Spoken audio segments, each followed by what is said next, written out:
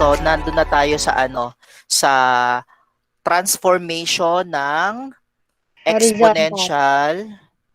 exponential function. So, dito tayo nagsimula.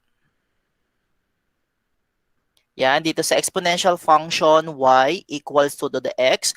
And we already discussed its properties. Okay, balikan lang natin kasi medyo last meeting medyo hindi ako satisfied sa naging discussion natin because nasa gitna nga ako ng meeting, So, if we are going to start with y 2 to the x, this is the graph of y equals to the x. We determine that there is no vertical asymptote. The horizontal asymptote is the x equals 0. I'm sorry, y equals 0 or the x-axis itself. The y-intercept is 0, 1. Diyan siya tumatama. And then, lahat ng, since wala kang vertical asymptote, tapos ang horizontal asymptote mo ay y equals 0, your domain, ang value ng x mo ay all real numbers, wherein ang iyong value ang range mo naman ay lahat ng positive in this case kasi nga pataas siya. Kasi nga ang iyong horizontal asymptote ay y equals 0. Okay? Now, we discuss different transformations. Let's begin with the reflection. Anong mangyayari kapag yung base mo ginawa mong negative or yung exponent mo ginawa mong negative? So, lagyan natin ng negative 2. Si base 2 gagawin nating negative. Raised to the x, ano nangyari? Nagkakaroon ng reflection about the x-axis. Ito yung salamin, yung x-axis. So, yung graph mo bumabaliktad.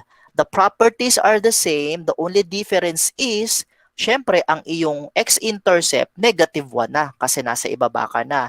Tapos, ang iyong range or y values, negative na kasi nasa ibaba na siya. Paano naman kapag ang naging negative ay yung x? Yung exponent mo. Ano nangyayari? Ayan. It is a reflection, tanggalin natin tong blue. It is a reflection about the y-axis naman. Same pa din ang iyong intercept. Y-intercept is on 0, 1. Tapos, bumabaliktad lang siya. Same properties. Okay? Ayan. Yan ang reflection. Anong sunod na transformation natin? The vertical stretching at saka ang vertical shrinking. Ano naman ang ginagawa natin dito? Nagkakaroon tayo ng multiplier dito sa may base natin. The base is being multiplied to a particular value to a particular value. So, tanggalin natin to. Let's say, nagsimula tayo sa 2 to the x, hindi ba? 2 to the x. Pero, let us multiply our base to 6, kunyari. Ayan. So, itong violet is our 2 to the x na may multiplier na 6. Tapos, let's have another 2 to the x. Pero ang multiplier natin dito ay igawin nating 0.5 or 0.6 naman. Ayan. So, siya naman yung black. Okay? Ano kaya ang kanyang properties kumpara dito sa red na 2 to the x? Dito sa may multiplier na 6, kung mapapansin ninyo, from dito 0, 1 na y-intercept niya, napunta ang kanyang intercept ngayon, y-intercept dito sa 0, 6. Tapos, yung isa naman, yung black na yan, mula dito sa 1, sa 0, 1 na yan, napunta ngayon ang kanyang intercept sa, 0, 0, 6. Now, this transformation stretches and shrinks our 2 to the x.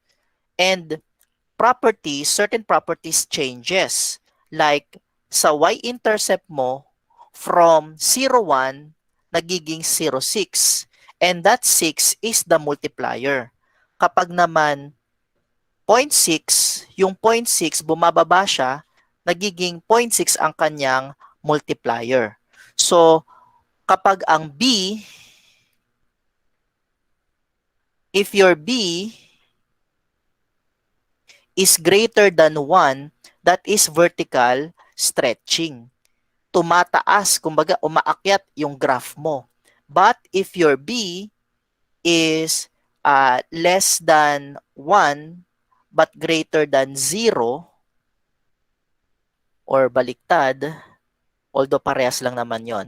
If your B is greater than 0 but less than 1, that is vertical shrinking. Bumababa siya. Kumbaga lumulundoy yung graph niya. And the multiplier here turns out to be siya ang nagiging y-intercept. Okay, siya ang nagiging y-intercept. Okay, bagong y-intercept. Mula sa intercept na y equals 1. Diba? Ito. Mula dyan sa 0,1 na gumagalaw siya. Okay? Now next. Last Wednesday, ang diniscuss natin ay vertical shift. Nagkakaroon naman tayo ng constant number na ina-add at mina-minus sa ating 2 to the x. So ano naman kaya ang nagiging itsura ng ganyang klase ng transformation? So 2 to the x, so meron kang 2 to the x, pero let's try adding 9. Ay, pareha sila ng kulay. Okay, tapos 2 to the x,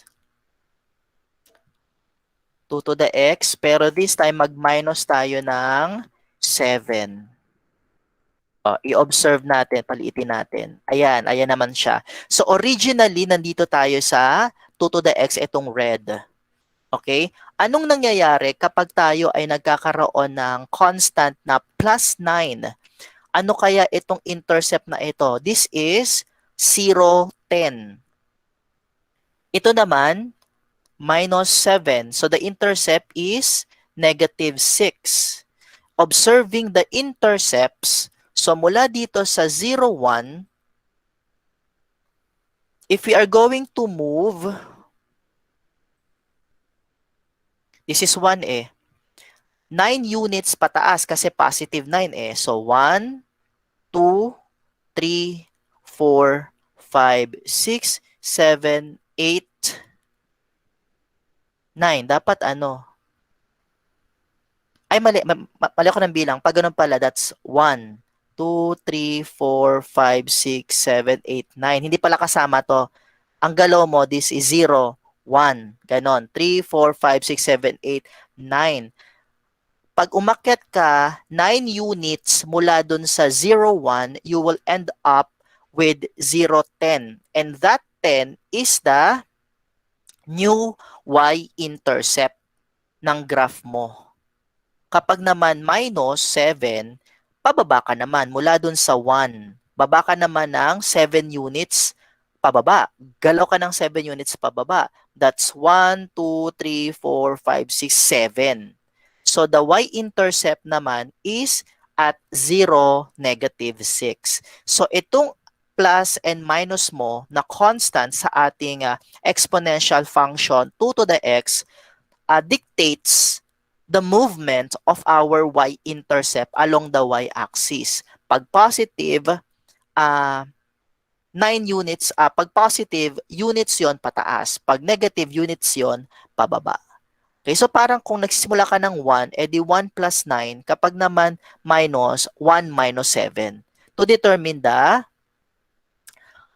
intercepts. Okay? So that is vertical shifts. Remember, ito, yung constant na yan, will tell you the movement to determine the new y-intercept.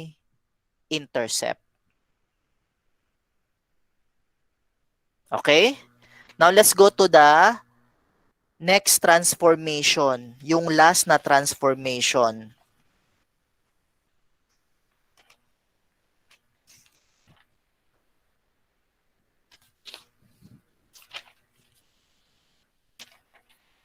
Okay, this time, kasi lahat tayo nandito sa base si 2 ang ginagawa natin ng transformation. What if this time, ang gawin natin ng plus minus ay si exponent naman? Okay, y equals 2 raised to the x. Let's say mag-minus 2 ka dito. Let's say mag-plus 4. Tapos, yung isa naman, 2 to the x minus 2. Ayan. So, what I'm trying to say is, ang plus and minus naman na kay exponent, ano kaya magiging effect niya kay 2 to the x? Pwede ba natin itong i-move?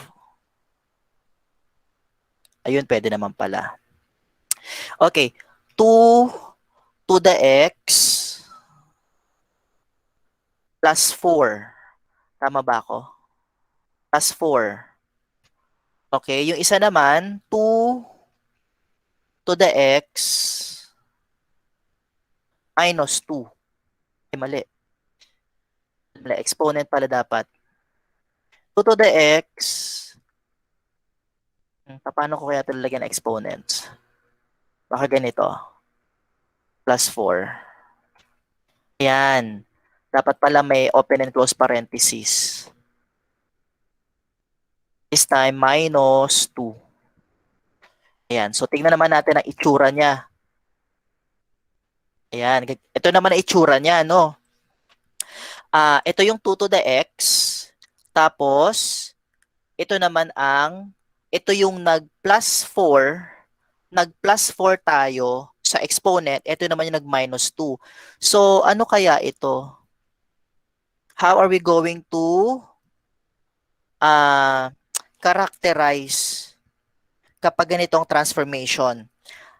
So, the domain of all three graphs are all real numbers. Real numbers pa din siya dahil wala tayong vertical asymptotes The y-intercepts change. To find them, substitute x equals 0 in the function. Thus, the y-intercept of y equals 2 raised to x plus 4 is 2 to the 4th equals 16. And the y-intercept of yung may minus 2 naman is 0.25. To determine the intercepts, sandali, ito kasi, intercept niya dito ay 16. Papaano natin na-determine ang intercept kapag ang exponent? Ang gagawin daw, you are going to assume x, dito na tayo sa solution. To determine the intercept,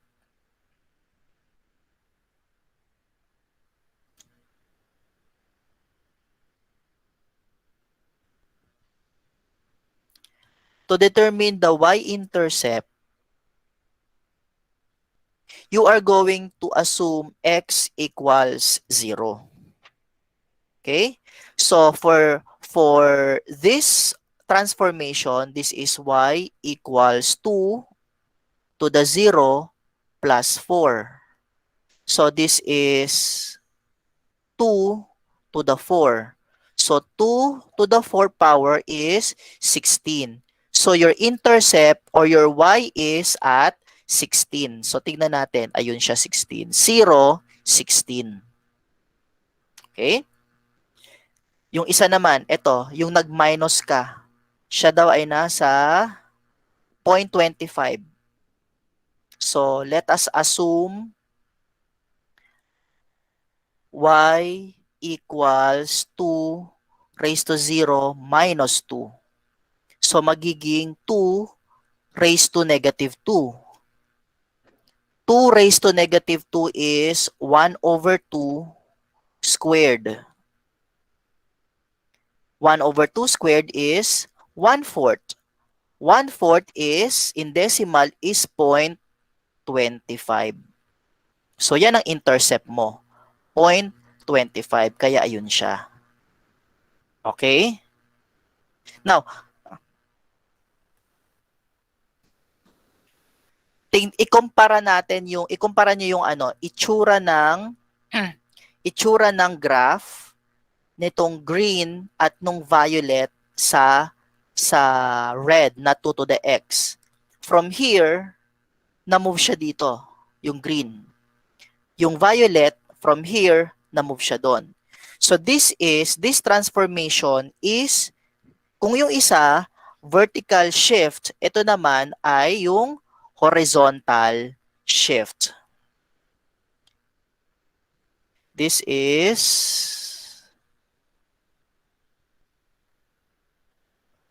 horizontal shift.